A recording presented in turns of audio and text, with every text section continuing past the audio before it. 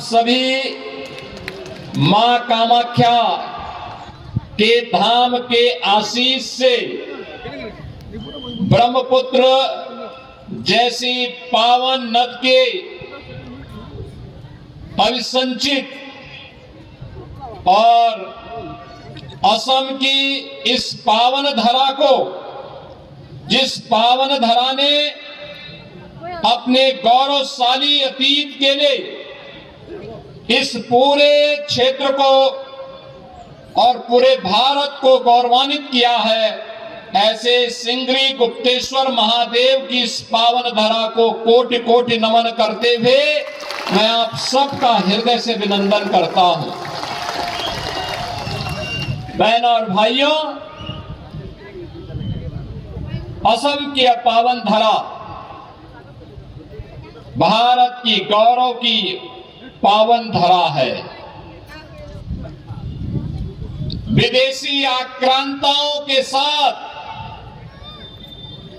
कैसा व्यवहार होना चाहिए, अहोम राजवंश के द्वारा इसी भूमि से 600 वर्ष पहले लचित बोरफुकन के नेतृत्व में अदम्य साहस का परिचय देते हुए जो शौर्य और पराक्रम दिखा करके इस पावन धरा को विदेशी आक्रांताओं से मुक्त करते हुए, उन्हें दूर दूषित करते हुए भारत के गौरव और सम्मान की रक्षा इस पावन धरा के वीर योद्धाओं ने किया है। इस पावन धरा को कोटि कोटि नमन करते हुए मुझे आज गौरव की अनुभूति हो रही है।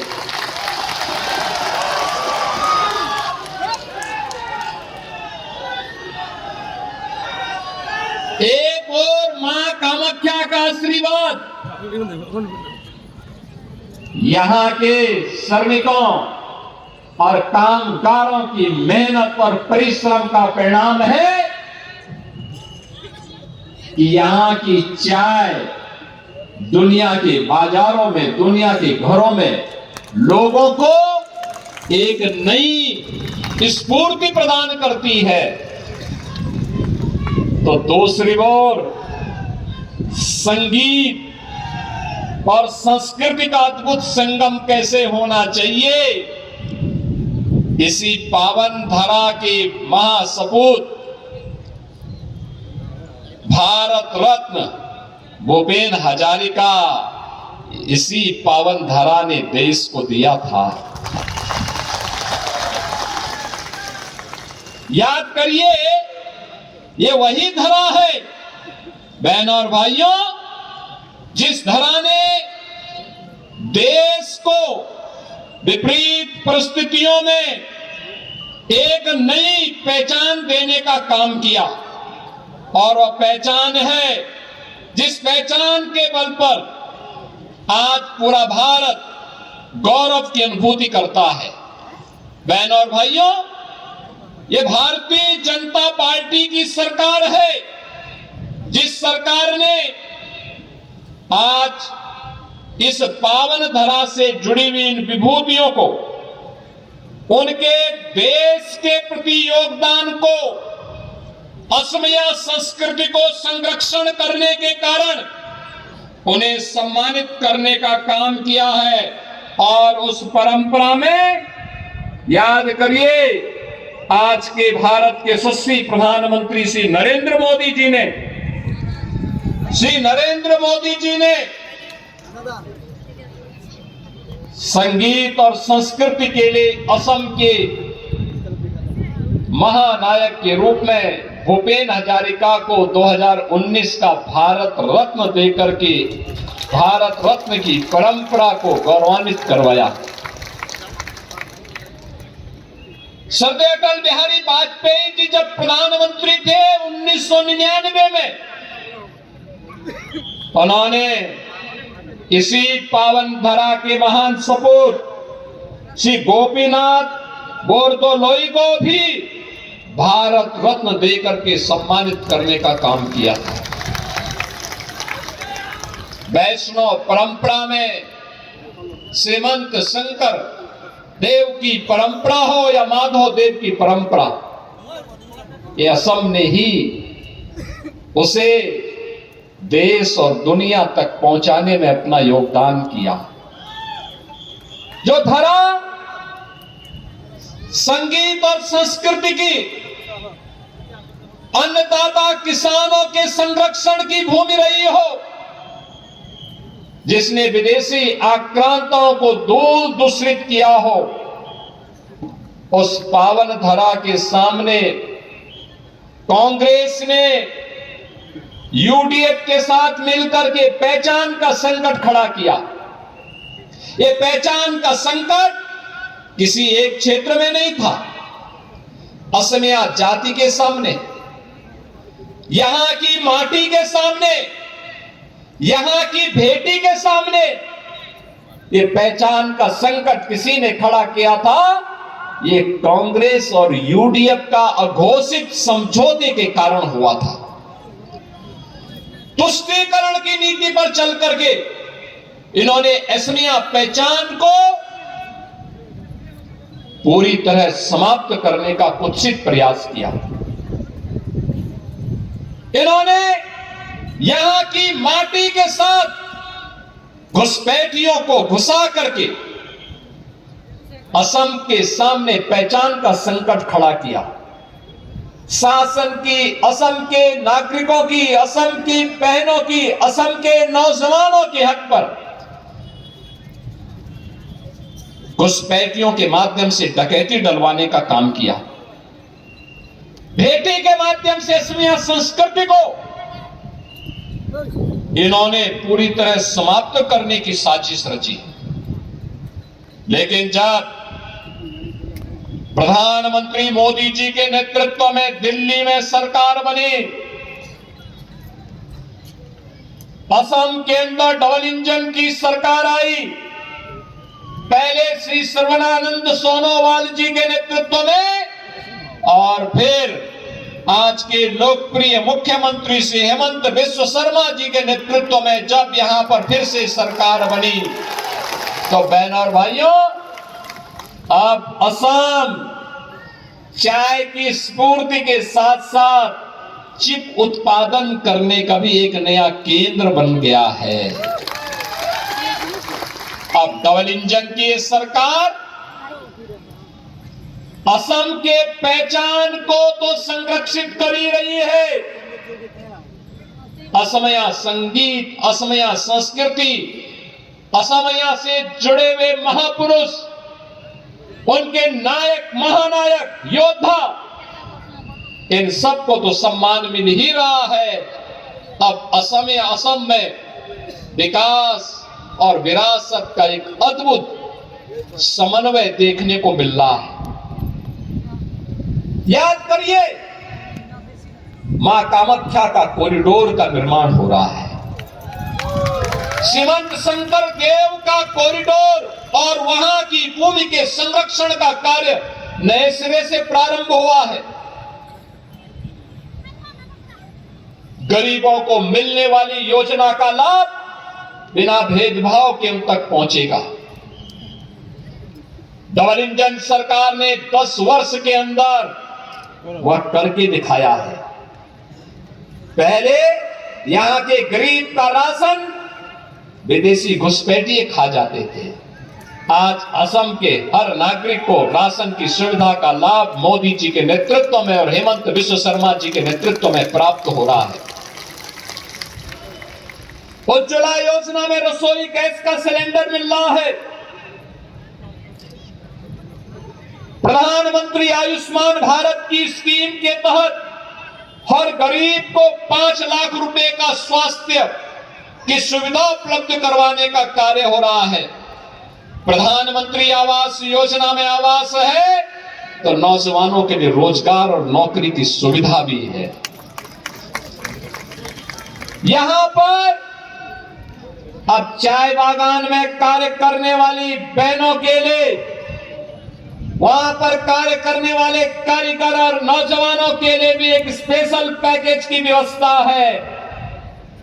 असम के लोगों को सुविधा मिलेगी, उनका संरक्षण होगा, लेकिन एक एक घुसपैठी को निकाल बाहर करेंगे। यह भी डबल इंजन सरकार का एक संकल्प है।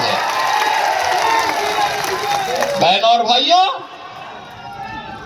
कांग्रेस घुसपैठ कराती थी, बीजेपी घुसपैठियों को निकाल बाहर करती है। कांग्रेस दंगा करवाती थी, आज दंगा मुक्त और कर्फ्यू मुक्त असम के निर्माण के लिए डबल इंजन की भाजपा की सरकार पूरी प्रतिबद्धता के साथ कार्य कर रही है। बहनों और भाइयों, जहां भी भाजपा की सरकार आई है, ऐसे ही शांति, सुरक्षा और समृद्धि आई है। पहले उत्तर प्रदेश में हर दूसरे तीसरे दिन एक बड़ा दंगा होता था, कर्फ्यू लगता था, महीनों महीनों कर्फ्यू लगता था। उत्तर प्रदेश की आबादी आज 25 करोड़, 25 करोड़ आबादी में पिछले 9 वर्ष में नो कर्फ्यू, नो दंगा, यूपी में सब चंगा।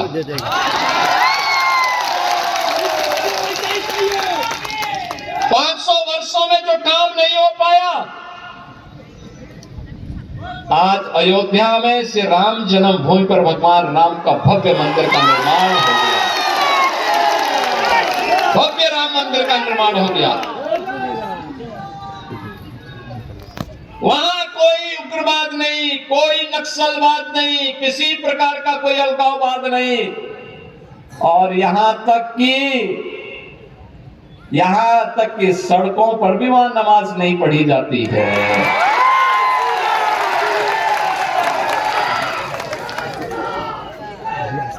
नहीं पढ़ी जाती है। ये भाजपा की डबल इंजन सरकार लैंड जिहाद और लव जिहाद का भी पूरी तरह सफाया करने के लिए कृत संकल्पित है। ये केवल और केवल इसकी गारंटी बीजेपी और एनडीए दे सकती है, कांग्रेस नहीं दे सकती, यूडीएफ नहीं दे सकती, क्योंकि इनको तो घुसपैठियों का वोट चाहिए, देश की कीमत पर वोट चाहिए, नौजवानों के सामने पहचान का संकट खड़ा करके ये लोग देश की सुरक्षा का सेंध लगाने वाले लोग हैं। अफवाह पैदा करके लोगों को गुमराह करने वाले लोग हैं। मोदी जी के नेतृत्व में जो कहा वह करके दिखाया।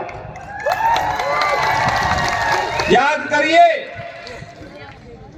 मोदी जी जितनी बार पूर्वोत्तर के भारत में आए हैं, कांग्रेस के 60 वर्ष में, कांग्रेस के शासनकाल में कोई प्रधानमंत्री इतनी बार नहीं आया होगा। मोदी जी ने पूर्वोत्तर भारत की 78 यात्राएं की हैं अपने 11 वर्ष के कार्यकाल में। अकेले असम की 36 यात्रा की है, तब यहां सुरक्षा, शांति और सुशासन का माहौल खड़ा हुआ है। कनेक्टिविटी जो 60 वर्ष में कांग्रेस नहीं कर पाई, रोड की कनेक्टिविटी 4 लेन एंड 6 लेन की हाईवे के साथ, रेल की कनेक्टिविटी पूर्वोत्तर के हर राज्य तक, एयर कनेक्टिविटी देश के अंदर हर जगह जाने के लिए, और इनलैंड वाटरवे की भी कनेक्टिविटी, 4 प्रकार की कनेक्टिविटी अकेले आपके असम के अंदर आज देखने को मिलती है। रोड की कनेक्टिविटी हो, रेलवे की कनेक्टिविटी हो, एयर की कनेक्टिविटी हो, या फिर इनलैंड वाटरवे की कनेक्टिविटी, ये डबल इंजन की सरकार का मोदी जी के नेतृत्व में किया गया कार्य है, जो आज असम को एक नई पहचान दिला रहा है। याद करिए, पहले मेडिकल कॉलेज नहीं थे, इंजीनियरिंग कॉलेज नहीं थे, आज असम के अंदर ये डबल इंजन की सरकार ने मेडिकल कॉलेज भी बनाए हैं, इंजीनियरिंग कॉलेज भी बनाए हैं, एम्स भी बनाया है, एनआईटी दिया है, आईआईटी दिया है, आईएम दिया है, और वर्ल्ड क्लास संस्थान का एक केंद्र आज पूर्वोत्तर भारत बना है, असम बना है। पहले नौजवानों के हक पर घुसपैठिए काबिज हो जाते थे। असम के लोगों का राशन घुसपैठिए डकार जाते थे और अब हर असम के नागरिक को उसका हक प्राप्त कराने की गारंटी मोदी जी के नेतृत्व में डबल इंजन की सरकार ले रही है। और इसीलिए तो मैं कहने के लिए आया हूं, अयोध्या में राम मंदिर का निर्माण और काशी विश्वनाथ धाम का भव्य निर्माण हो जाता है तो मां कामाख्या का भव्य कॉरिडोर का निर्माण भी उसी भव्यता के साथ होना है। और इसकी गारंटी केवल और केवल डबल इंजन की भाजपा की सरकार दे सकती है, कांग्रेस नहीं देगी। इन नौजवानों को रोजगार की गारंटी और इन बहनों को सुरक्षा की गारंटी और स्वावलंबन की गारंटी केवल भारतीय जनता पार्टी की डबल इंजन सरकार दे सकती है। ये कांग्रेस और यूडीएफ नहीं दे सकती। ये लोग सुरक्षा में सेंध लगाने वाले लोग हैं। घुसपैठियों को भारत की संस्कृति के साथ खिलवाड़ करवाने वाले लोग हैं। इन पे विश्वास नहीं किया जा सकता। और इसीलिए मैं आप सबसे अपील करने के लिए उत्तर प्रदेश की धरा से विशेष रूप से असम की इस धरा पे आया हूं, आप सबसे विनम्र अपील करने के लिए। हमारे यहां पर बरसोला से डबल इंजन की सरकार ने जो काम किया है उसके दम पर से हेमंत बिस्वा शर्मा जी को दोबारा मुख्यमंत्री बनाने के लिए और असम के अंदर बीजेपी की हैट्रिक लगाने के लिए सी ऋतुवरण शर्मा को इस विधानसभा क्षेत्र से प्रत्याशी बनाकर के उतारा है।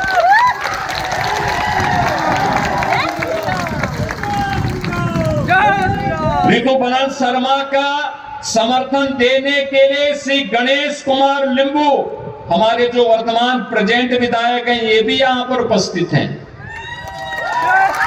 उनका आशीर्वाद है। श्रीमती मधुस्मिता डेका हजारिका भी यहां पर आए हैं समर्थन देने के लिए और नेतृत्व देने के लिए। हमारे सांसद रणजीत दत्ता जी का आशीर्वाद तो पहले से है। आपका आशीर्वाद मिलेगा?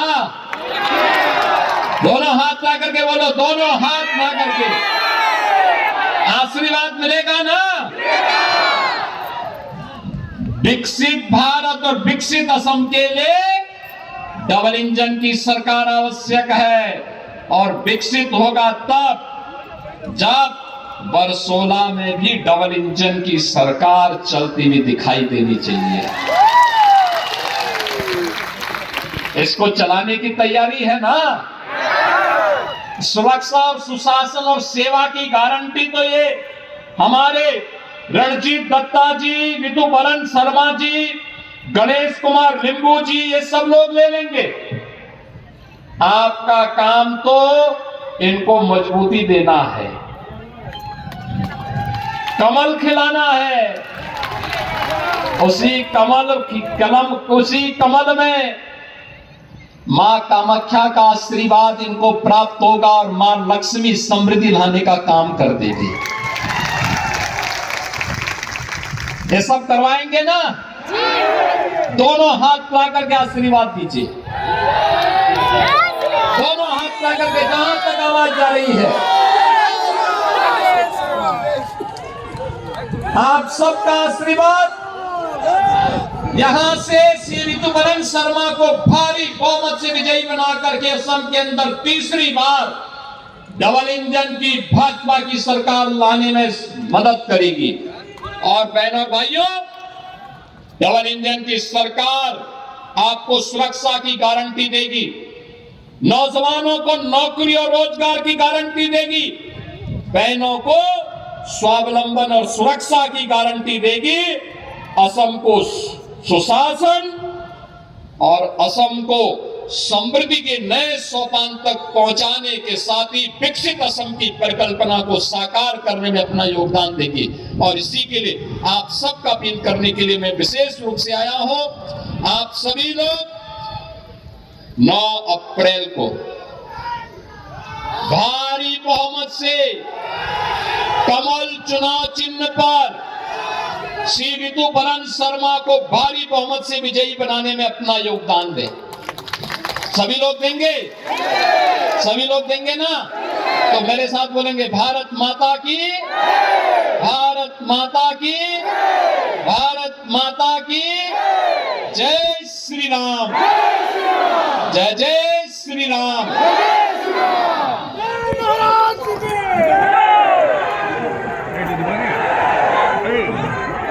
সকলে জোৰদাৰ হাত চাপৰিলে ধন্যবাদ জনাওক সন্মানীয় উত্তৰ প্ৰদেশৰ মুখ্যমন্ত্ৰী যোগী আদিত্যনাথ ডাঙৰীয়া।